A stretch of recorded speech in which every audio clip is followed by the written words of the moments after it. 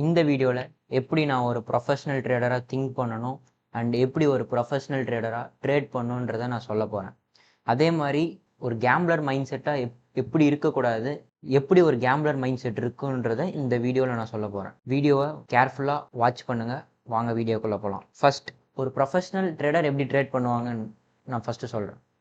ஒரு professional trader trade பண்ணுறதுக்கு அவங்களுக்குன்னு ஒரு எட்ஜ் இருக்கும் ஆர் ஒரு சிஸ்டம் இருக்கும். எட்ஜ்னா என்ன, சிஸ்டம்னா என்ன? எட்ஜ்னா நத்திங் பட், இப்போது நீங்கள் ஒரு காயினை டாஸ் பண்ணுறீங்க, 50-50 probability heads R tiles விழுறதுக்கு.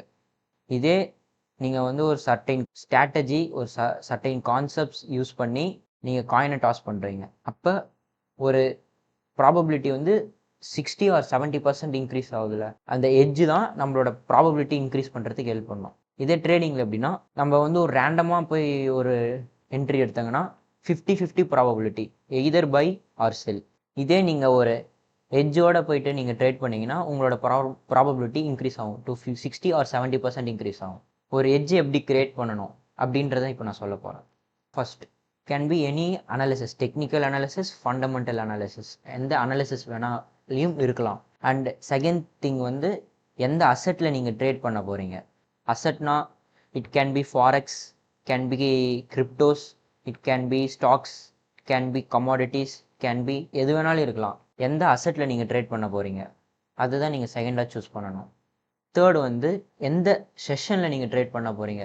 Asian செஷனா, London செஷனா, New York செஷனா, இந்த 3 செஷனில் எந்த செஷனில் நீங்கள் ட்ரேட் பண்ண போகிறீங்க. இந்த செஷன் எப்படி நான் வந்து சூஸ் பண்ணுன்றதை நான் போக போக நான் சொல்கிறேன். நெக்ஸ்ட்டு, உங்களோட ரிஸ்க்கை நீங்கள் ரிஸ்க்கையும் எவ்வளோ எடுக்கணுன்றதை ப்ரீடிஃபைன் பண்ணியிருக்கணும். அந்த ஏஜில் ஒரு 1% இருக்கலாம், 2%, 5%, 10%, எவ்வளோ வேணாலும் இருக்கலாம். ஆனால் அந்த ரிஸ்க் வந்து அந்த எந்த பாதிப்பும் உங்களுக்கு கொடுக்கக்கூடாது. ஓகேவா? நெக்ஸ்ட்டு, உங்களோட ஸ்டாப் லாஸ் பிளேஸ்மெண்ட் எங்கே இருக்கணுன்றதையும் நீங்கள் கரெக்டாக ஜஸ்டிஃபை பண்ணியிருக்கணும். அண்ட் டேக் ப்ராஃபிட்டும் எங்கே இருக்கணுன்றதையும் ஜஸ்டிஃபை பண்ணியிருக்கணும். இதெல்லாம் ஜஸ்டிஃபை பண்ணி இதெல்லாம் எடுத்துகிட்டு போய் ட்ரேட் பண்ணால் மார்க்கெட்டில் ஒர்க் ஆயிரும்னு நீங்கள் நினைக்கிறீங்களா? கண்டிப்பாக இல்லை. நீங்கள் அந்த எட்ஜு மார்க்கெட் ஒர்க் ஆகுதா இல்லையான்னு தெரியறதுக்கு நம்ம ஒரு மெயின் திங்காக பண்ண வேண்டியது இருக்குது. அதுதான் பேக் டெஸ்டிங். பேக் டெஸ்டிங்னா என்னென்னா, ஹிஸ்டாரிக்கல் டேட்டா இருக்கும், அதை வந்து வேரியஸ் சாஃப்ட்வேர்ஸ் வந்து ப்ரொவைட் பண்ணுவாங்க. அந்த ஹிஸ்டாரிக்கல் டேட்டாவை வச்சு நம்மளோட க்ரியேட் பண்ண எட்ஜை நம்ம வந்து டெஸ்ட் பண்ண போகிறோங்க. டெஸ்ட் பண்ணால் தான் பாஸ்ட்டில் ஒர்க் ஆகியிருக்கான்னு நம்மளுக்கு தெரியும். இப்போ நம்மளுக்கு ஒரு ஸ்ட்ராட்டஜி பாஸ்ட்லேயே ஒர்க் ஆகலை, ஒரு வின் ரேஷியோ கொடுக்கல, ஒரு நெகட்டிவ் வின் ரேஷியோ, ஒரு வின் ரேட் எதுவுமே இல்லை, அப்படிப்பட்ட ஒரு ஸ்ட்ராட்டஜி நீங்கள் போயிட்டு ஃப்யூச்சரில் ட்ரேட் பண்ணிங்கன்னா கண்டிப்பாக ப்ராஃபிட் கிடைக்காது. ஸோ பாஸ்ட்டில் வந்து டெஸ்ட் பண்ணிக்கோங்க. டெஸ்ட் பண்ணுறதுனால உங்களுக்கு கான்ஃபிடன்ஸ் இன்க்ரீஸ் ஆகும் உங்கள் ஸ்ட்ராட்டஜி மேலே.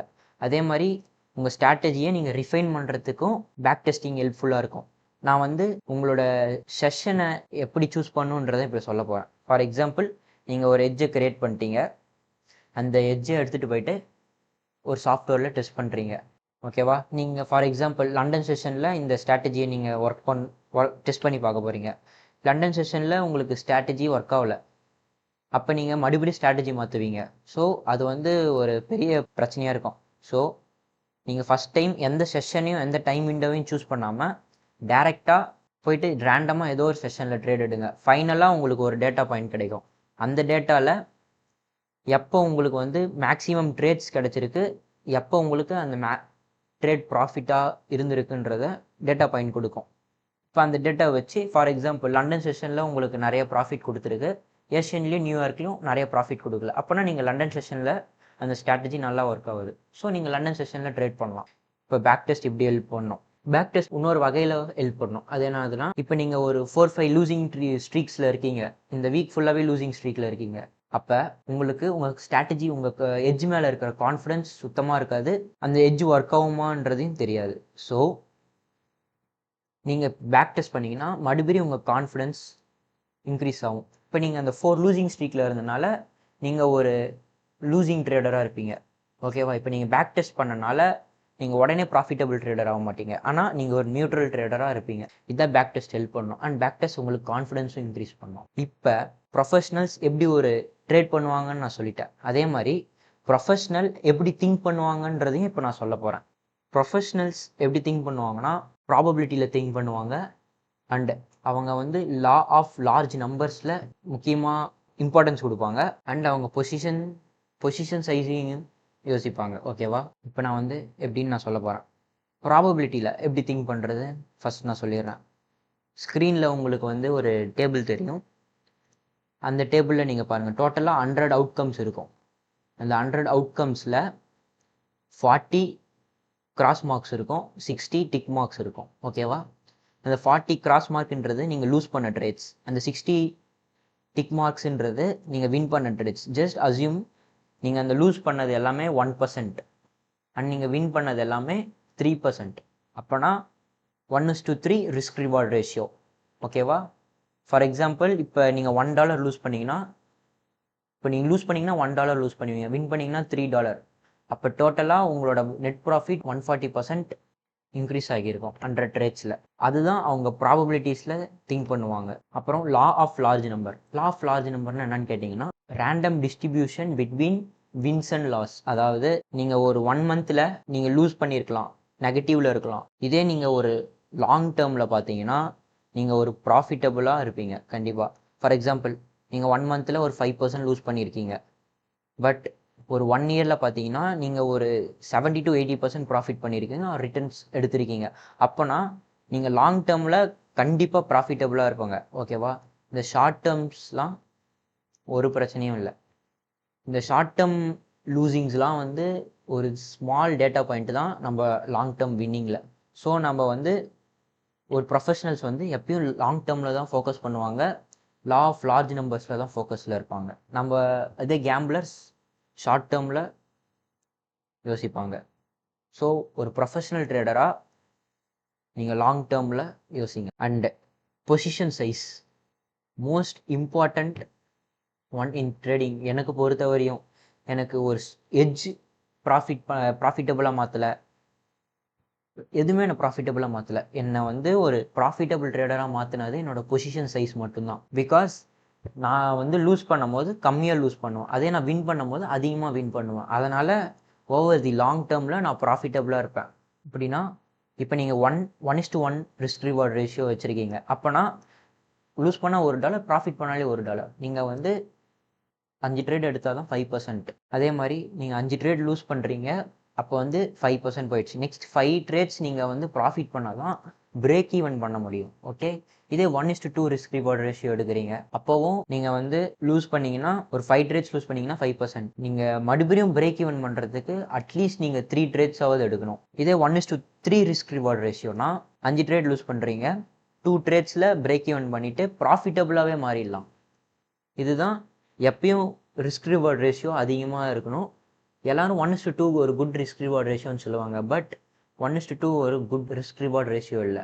மினிமம் 1:3 ஆவது ரிஸ்க் ரிவார்ட் ரேஷியோ இருக்கணும். அப்போ தான் நம்ம ப்ராஃபிட்டபுளாக இருக்க முடியும். பொசிஷன் சைஸ் நீங்கள் அதே மாதிரி எவ்வளோ லூஸ் பண்ணால் நீங்கள் பயப்பட மாட்டீங்களோ அந்த அமௌண்ட்டை தான் லூஸ் பண்ணணும். அதே ட்ரேடிங்கில் வந்து 1% 2% லூஸ் பண்ணால் பிரச்சனை இல்லை அப்படின்னு சொல்லுவாங்க. ட்ரேடிங்கில் 1% 2% லூஸ் பண்ணால் பிரச்சனை இல்லை, or 1% 2% is a good risk அப்படின்னு சொல்லுவாங்க. ஆனால் வந்து உங்களுக்கு எந்த ரிஸ்க் எடுக்க பிடிக்குதோ அந்த ரிஸ்க் எடுக்கிறது தான் ஒரு குட் பொசிஷன் சைஸ். ஆனால் வந்து ஒரு 0.5 0.25 ரிஸ்க் எடுத்தீங்கன்னா உங்களுக்கு உங்கள் எட்ஜில் வந்து கான்ஃபிடன்ஸ் இல்லை. உங்கள் எட்ஜை நீங்கள் நல்லா பேக் டெஸ்ட் பண்ணிவிட்டு கான்ஃபிடன்ஸ் இன்க்ரீஸ் பண்ணிவிட்டு அதுக்கப்புறமா நீங்கள் வந்து ட்ரேட் பண்ணுங்கள். ஓகே? பேக் டெஸ்ட் பண்ணிட்டேங்க, பாஸ்ட்டில் ஒர்க் ஆயிடுச்சு நம்மளோட ஸ்ட்ராட்டஜி, ஃப்யூச்சரில் ஒர்க் ஆகுதான்னு நம்மளுக்கு தெரியணும். ஸோ அதுக்கு வந்து நீங்கள் ஒரு டெமோ அக்கௌண்ட் ஓப்பன் பண்ணிவிட்டு அந்த டெமோ அக்கௌண்ட்டில் ஒரு மினிமம் ஒரு 3 months ட்ரேட் பண்ணி பாருங்கள்.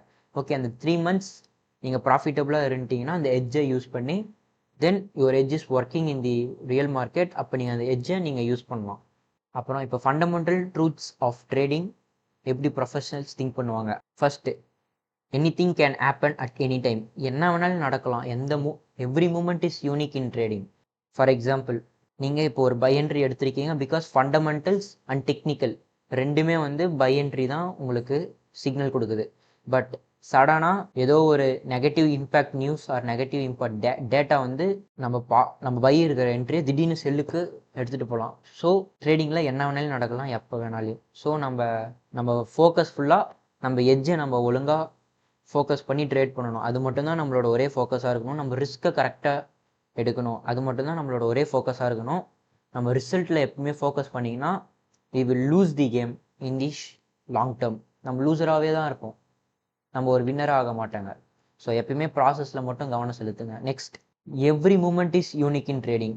இப்போ ஒவ்வொரு செகண்ட் ஒவ்வொரு மினிட்டும் ட்ரேடிங்கில் வந்து யூனிக். ஏன் நான் சொல்கிறேன்னா, இதுக்கு ஒரு எக்ஸாம்பிளாக நான் சொல்கிறேன்.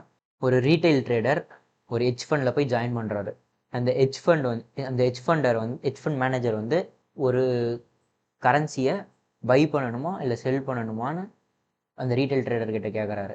அந்த ரீட்டைல் ட்ரேடர் வந்து இது வந்து டபுள் டாப் ஃபார்ம் பண்ணியிருக்கு, ஸோ மோஸ்ட்டாக இது வந்து செல் ஆகும், செல் என்ட்ரி தான் அப்படின்னு ரீட்டைல் ட்ரேடர் சொன்ன உடனே ஒரு ஹெட்ஜ் ஃபண்ட் ட்ரேடர் ஜஸ்ட் அவர் ஒரு ஃபோன் பண்ணி பை என்ட்ரி மட்டும்தான் போட சொன்னாங்க. உடனே மார்க்கெட் அந்த டபுள் டாப் எதுவுமே பார்க்கல, டேரெக்டாக மேலே போயிடுச்சு, பை ஆயிடுச்சு.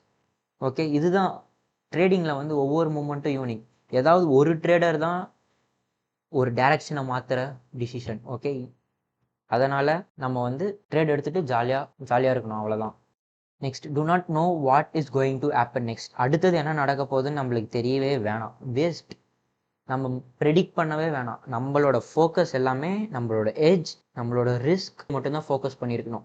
அதை ஃபோக்கஸ் பண்ணி மட்டும்தான் நம்ம ட்ரேட் எடுத்துகிட்டு, அப்புறம் உங்களுக்கு பயம் ஆர் ஃபியர், ஃபோமோ, க்ரீட், எந்த ஒரு எமோஷன்ஸ் வந்துச்சுன்னா ஜஸ்ட் உங்களோட சிஸ்டமை க்ளோஸ் பண்ணிவிட்டு go for a walk or relax, அவ்வளோதான். ரிலாக்ஸ் பண்ணுங்கள். என்ன வேணாலும் நடக்கலாம் மார்க்கெட்டில். நீங்கள் உங்கள் ஸ்டாப் லாஸும் வச்சிட்டீங்க, டேக் ப்ராஃபிட்டும் வச்சிட்டீங்க, என்ன வேணாலும் நடக்கலாம். இப்போ லூஸ் பண்ணால் நீங்கள் $1 லூஸ் பண்ண போகிறீங்க, வின் பண்ணிங்கன்னா $3, $2, $4 இந்த மாதிரி நீங்கள் வின் பண்ண போகிறீங்க, அவ்வளோதான். ஸோ நீங்கள் வந்து என்ன நடக்கும், அடுத்தது என்ன நடக்கும்னு நம்ம தெரிஞ்சுக்க தேவையில்லை. அடுத்தது எப்படி ஒரு கேம்பிளர்ஸ் ட்ரேட் பண்ணுவாங்க, எப்படி ஒரு கேம்பிளர் மைண்ட் செட் இருக்குன்றத சொல்ல போகிறேன். இப்போ நான் வந்து சொன்னேன்ல, ஒரு கேம்பிளருக்கு ஒரு எட்ஜ் இருக்கட்டும், ஒரு ஸ்ட்ராட்டஜி அவர் யூஸ் பண்ணி ட்ரேட் பண்ணுறாருன்னே வச்சுப்போம். இப்போ அந்த ஸ்ட்ராட்டஜியை ஆனால் அவர் பேக் டெஸ்ட் பண்ணலை, ஃபார்வர்ட் டெஸ்ட்டும் பண்ணலை. அந்த ஸ்ட்ராட்டஜி டேரெக்டாக எடுத்துகிட்டு போய் மார்க்கெட்டில் யூஸ் பண்ண உடனே ஒரு 3 times வின் பண்ணுறாரு. உடனே இந்த ஸ்ட்ராட்டஜி இஸ் ப்ராஃபிட்டபிள் அப்படின்னு அவர் நினச்சிட்டு ட்ரேட் பண்ணுவார். இன்னும் கான்ஃபிடென்ட்டில் ரிஸ்க் இன்க்ரீஸ் பண்ணுவார், அவரோட ரிஸ்க் ரிவார்ட் ரேஷியோவை இன்க்ரீஸ் பண்ணுவார், எல்லாம் இன்க்ரீஸ் பண்ணுவார். திடீர்னு லூசிங் ஸ்ட்ரீக் அடிக்கும் போது ஒரு 3 லூசிங் ஸ்ட்ரீக்ஸ் அடித்த உடனே அவர் மறுபடியும் ஸ்ட்ராட்டஜி மாற்றுவார். இது நான் வந்து ஒரு பிகினர் ட்ரேடராக இருக்கும்போது நான் இது எல்லாரும் நான் பண்ணியிருக்கேன், நீங்களும் பண்ணுவீங்க, எல்லாருமே பண்ணுவாங்க. ஒரே ஒரு ஸ்ட்ராட்டஜி இதில் ஸ்டிக் பண்ணுறவங்க ப்ரொஃபஷனல்ஸ். ஸ்ட்ராட்டஜி மாற்றிட்டே இருக்கிறவங்க தான் கேம்பிளர்ஸ்.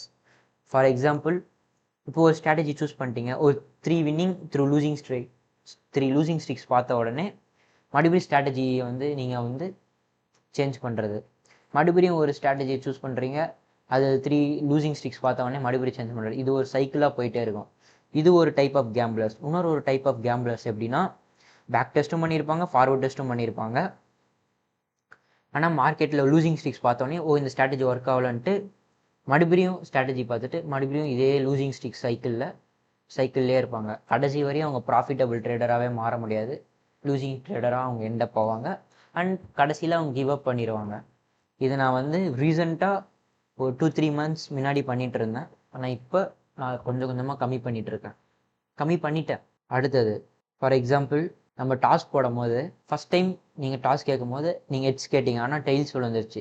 செகண்ட் டைம் நீங்கள் ஹெட்ஸ் கேட்கும் போது டெய்ல்ஸ் விழுந்துருச்சு, மறுபடியும் மாறி மாறி விழுந்துருச்சு. ஸோ இதுவும் ஒரு கேம்பிளர்ஸ் தான் பண்ணுவாங்க.